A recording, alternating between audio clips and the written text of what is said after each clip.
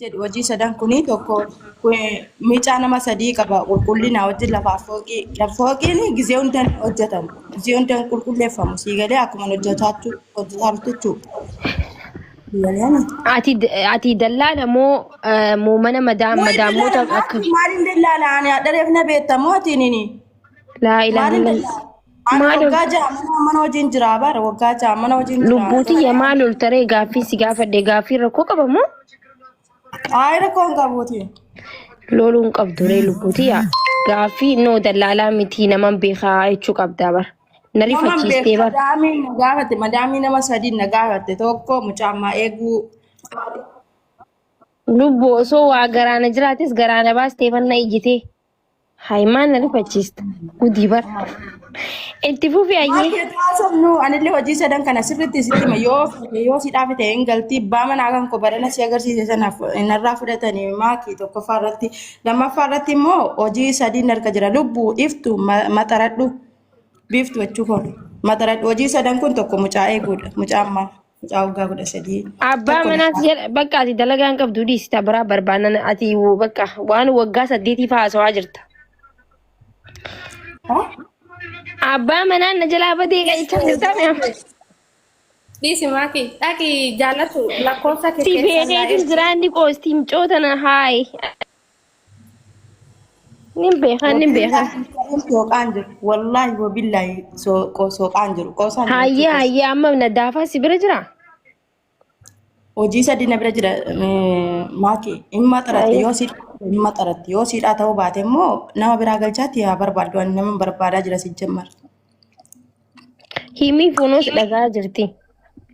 Tokkoffaa mucaa maal eeguudha mucaa waggaa 13 sammuusi hin baratti kageessitullee hin jira yeroo siin mana dhufte gadi baatee yeroo siin xaxxabattu duukaa deemtee ilaaluudha. Akka jedhu ofii hin dhiqatti mucaan hin beektillee. Naa ka'achi deebi'ee lafaa fooqii manni gizee hunda fooqiin gizee hunda nazzafamu qulqullina qaba waan ta'eef jala immoo gizee hunda taa'a waan ta'eef gizee hunda hojjetama qulqulleeffama. Taakka inni tokko immoo bishaan mazraatti naquudha. Dhaqanii bakkee bishaan ala manaa kana jiraame mazraan bibcuun jechuu kan jarraa rabaa jaallattu san isatti bishaan gizee hunda naquudha. Gizee hunda ganama subii sabaatti nayti ammas galgala sa'aatii asrii keessatti nayti waan silaa jaartii tokko jirti waan silaa jaartiin feetu hunda gaafatti kan qulqullinaa nama jira jaartii tokko. Lattu garuu manaati hojjetu mana sheekati moo mana mootummaa biyya kanaati moo masaa. Haaya itti oofi fiilima turkii gooteeti gabaabsiiti itti oofi. Dhaggeeffannama no wallaa dhaggeeffadhaadha no wallaahi jettee jirte jechuun kiyyuun barbaachisu. Wallaahi hin jedhu maatii miidhayyoo kana eessatti hin baatu hin beekna dhiisaa haasaa ishiitti akkanuma waaqa no. Namni na beekuu baattanullee hin dhiiftan warabbal kaa. Yaa dhiisaa. Laa hojii Haala cidaatii sayyaa galtu ishee buchoo cidaatu sun gaariidha. Nama buusinaa eenyuun Dhaqeessuma mataa itti madaamii kee gaafadhuuti. Ifiifuu sa'aatan ifiifuu madaamaaritee mana jirti isiinuu akka lolti namni akka lolu kun akkamitti namni mana arabaa dalagu bar obsa guddaa qaba gaaffiis ni iyyiti maa kutte amma fiigaa kutte ifiifuu dalagaa barbaaddatu gaayis bannaataachuu namni dalagaa qabdan ol seenaa namni kabajaan iktiraamaan haasoytan.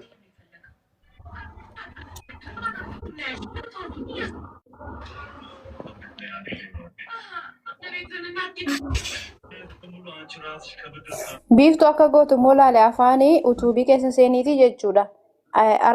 Oromiffaan dubbateet arabiffatti jijjiira. Yeroo boqonnaa qabdu dhaggeeffadhu. Amma nama 1,200 keessaa laammicoon tuni haqa yoo dubbanne biiroolee warri mana bira jirtu warra biiroo qabu. Gizee meeqa biiroo deddeebi'aa jirti madaam jechuun nama afaan hin beekne dalagaa akkasitti fudhataa hin jiran ja'anii.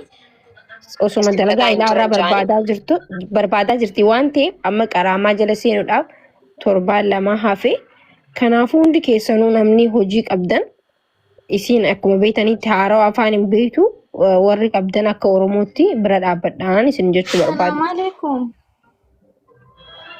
Waalaikum salaam warahmatullah. Barakaatu. Nagaa. Biiftu hojii wayii jira bartee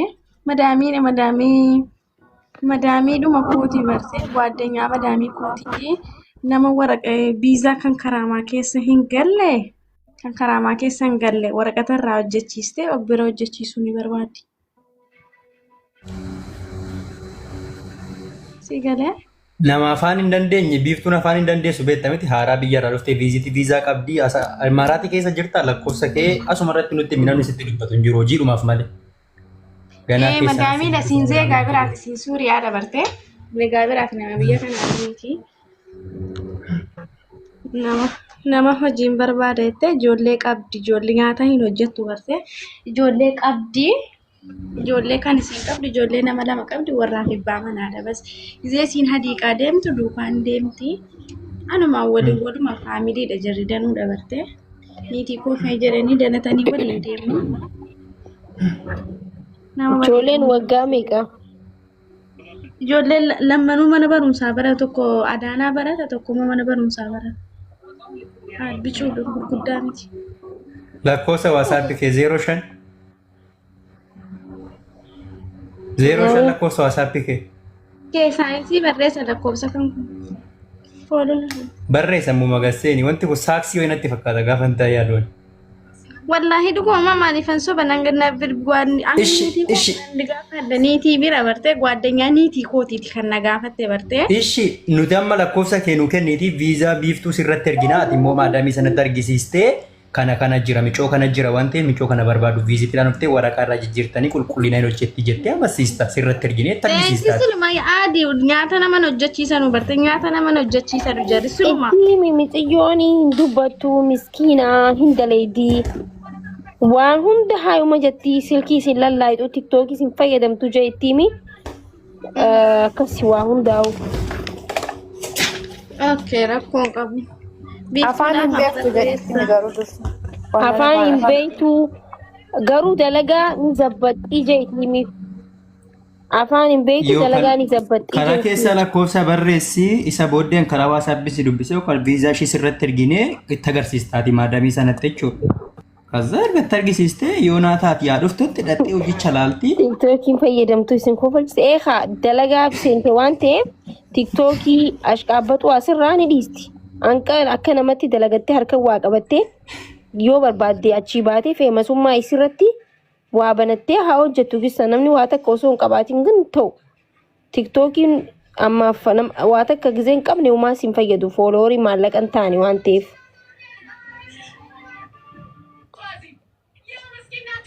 Sababa silkiidhaa machee mana madaamini baata jee yaadu biiftu.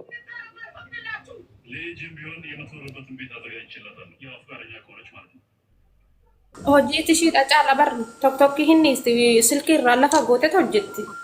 Egaa dalagaa akkasii barbaadamtee akkatti yoo rabbi si haa hiru du'aa isii godhaa rabbi ilaal dalagaa gaarii rabbi si haa hiru si galee sababa silkiidhaa silkii lallaayixii. Silkii fayyadamtii jedhamtee dalagaa irraa baate jechuun ati nama kaayyoo qabdu miti jechuudha. Because waa hundaa'u siimeen jira keessaa waa hundaaf asirra dubbachuun barbaachisu.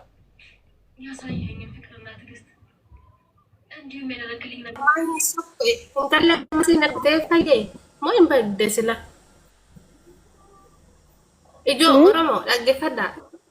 Intala dhaggeeffadhaa Oromoo dhaggeeffadhaa hin qoosinaa carraa la dhaggeeffadhaa ani amma mana madaamii kana keessa hombee carraan maalii akka na qaqqabu hin beeku ani hojii keessa jira jettee daa'ima irratti hin qoosinaa dhugaan hojii sin bira jira kootta himaa hin jirtanii cubbuu hin fudhatinaa. La harka namaa ija namaa fuulduratti tobaasitti fakkaatu rabbi fuulduratti si gaafata namarratti hin qoosinaa dhugaa rabbi maa isin namaa yaadanii dubartii miti nuti. Akkamitti mana madaamii keessa hojjechaa turre akkamitti as geenya nu hin beektanii rakkoo maal akka ture hojii Seenaa gastii ergattee deebisaa gaafattee dhufette. Aayye ammas makiirraa iyyite gudeedhumaan biyya daantii jaalattu gaafattee madaamii kee. Maalin gaafadhaan aanqursiin reefa nyaataa jira qoyyaa. Qottu bu'intaan macaalluqanii maal ishiin tun macaalluqanii. Nah kana. Qoosaa hin jirru maal taatan yaa uummata. Anama rafuu hirriba dhiisee as bira taa'aa jira isin galee rafuu qaba sila haajaa wayiin qaba booda. garuu amma wanti nama yoo jiraattan oluma sesseenaati nama beeytanillee yoo qabaattan namarratti bilbilaa. Modiitarri mana kanaa guudan jedhan tana galchamee gaduratti inni turkiin na dide hojiin na bira jira hojiin na bira jiratti. Nuulaashii kana. Namni dhugumaan hojii isin bira jiru yookaan goddanyaan maadamii keessa nama kan barsiisu bilbila keessa namni isin tajaajila hojiidhaaf waan ta'eef himadhaati isa booddee biisa warri beeksisa qabdan ammallee warri beeksisa qabdan ijoolleen Oromoo anqa dalagaa mana madaamlaan bilaash taa'urraa hojjechuu yaami beeksisa hojjechaa ijoolluma Oromoo bira hojjechaa dalagaa barbaaddatta sigalee wanta akka bitachuu namarra yeroo Faiza ilmi namaa sigalee namarra taa'uun bareedaa miti. Isaan kunis akka faamilii keetiiti garuu atis tattaafachuu qabda. Namni beeksisa qabdanillee daleessaame.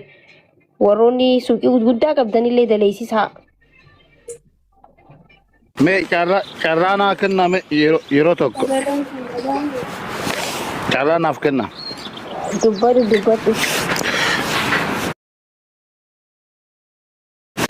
Okay. Eenyu biiftuu akkam nagaa keetii duraan dursee makkii galatoomii baay'ee nama obsa qabdu baay'een tala tana waliin dhugaa ilaalataman jira yeroo tokko ati guddaa galatoomii makkii shamarran akka keetii kun nuuf haa baay'atu. Gara biraatitti biiftuu gaafa duraatirraa hin beekta biyyarraa eegallee wal beekna si gorsaallee turre waan baay'een beektaa jechaadha. Amma waa tokko sirriitti dhaggeeffadhu kana hin godhu hoo jette ofumaaf rakkoo irratti of kuffistaa jechaadha. Amma carraa guddaa qabdaati carraa bal'aa namni Oromoo guutumaan guututti si waliin dhaabbatee hojii faasii barbaadee biyyaa faasii fidee jechaadha. Jireenya kee biyyaa san ni beektu.